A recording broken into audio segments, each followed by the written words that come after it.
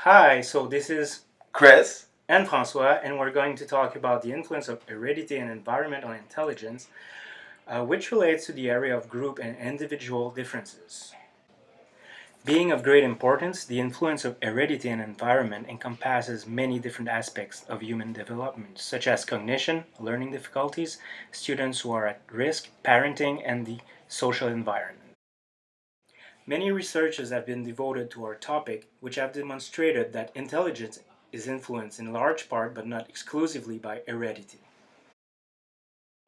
For example, research from Thomas J. Bouchard from the Department of Psychology of the University of Minnesota has proven that identical twins tend to have more similar IQ scores than fraternal twins do, even when they are separated and raised in different homes. Furthermore, cognitive aptitudes of adopted children are closer to those of their biological parents than those of their adoptive parents. Hence, heredity and genetics have an undeniable impact on intelligence. Environment also comes into play in influencing IQ. For example, a group of researchers led by Ulrich Nasser of Emory University proved that poor nutrition and alcohol consumption during pregnancy can lead to lower IQ. Furthermore, even smaller doses of alcohol lead to a reported drop of 5 points in IQ for 4-year-old children of mothers who consumed alcohol compared to the control group. Also, socioeconomic differences play a major role in influencing the environment. More precisely, the socioeconomic status, SES, which comprises a number of different elements such as family income, parents' occupations, parents' level of education, etc., also plays a major role in influencing IQ. For example, changing a child's environment going from a lower SES family to a higher SES1 has a positive impact on IQ, as it was discovered in a study by Christian Capron and Michel Duim, researchers in genetics at the University of Paris. Hence, they discovered adopted children reared by high SES parents had higher IQs than the ones reared by low SES parents. Therefore, the conclusion is that there is a postnatal environmental effect on IQ which is independent from the socio-economic background of the biological parents. This is an important concept in relation to education, since children of a higher socio-economic status tend to reach higher academic achievement, while students belonging to lower SES have more risk of dropping out. There have been many studies done in the field of intelligence. According to Plowman et al., the cognitive abilities of adopted children more closely resemble those of their biological parents than those of their adopted parents, particularly as the children grow older. While genetics account for one part of a child's intelligence, environment plays a significant role as well, according to recent studies. Studies have shown that it is obvious that the cultural environment, that is, how people live, what they value, what they do, has a significant effect on the intellectual skills developed by individuals. Rice farmers in Liberia are good at estimating quantities of rice. Children in Botswana are accustomed to storytelling and have excellent memories for stories. Both these groups were far ahead of American controls on the tasks in question.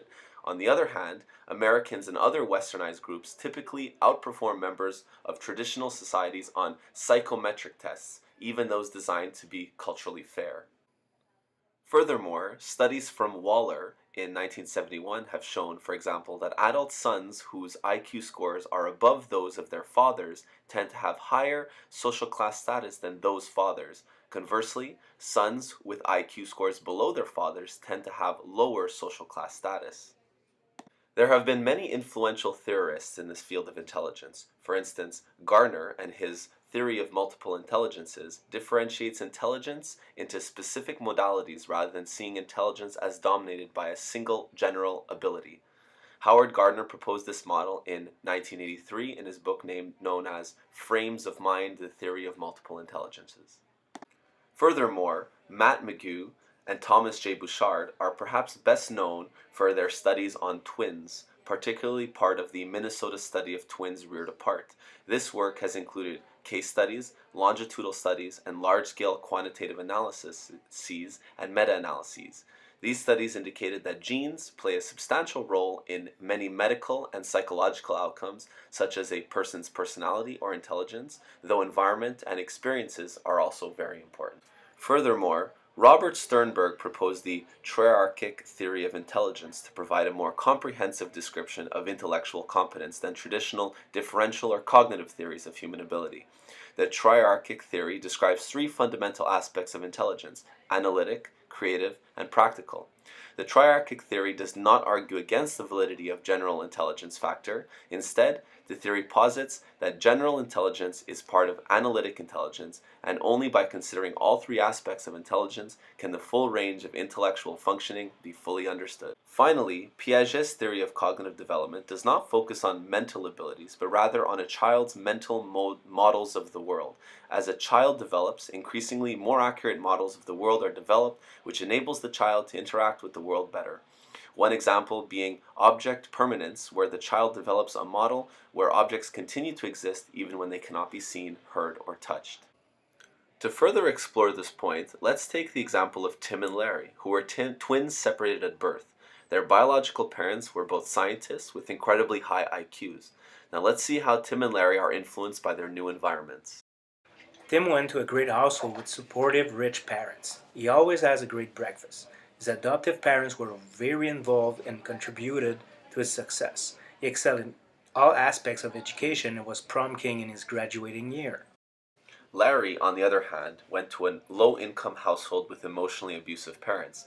He doesn't get an allowance for clothes and always wears the same things. Larry isn't excelling at all and doesn't have many friends. It is clear that their environment affected their chances of success.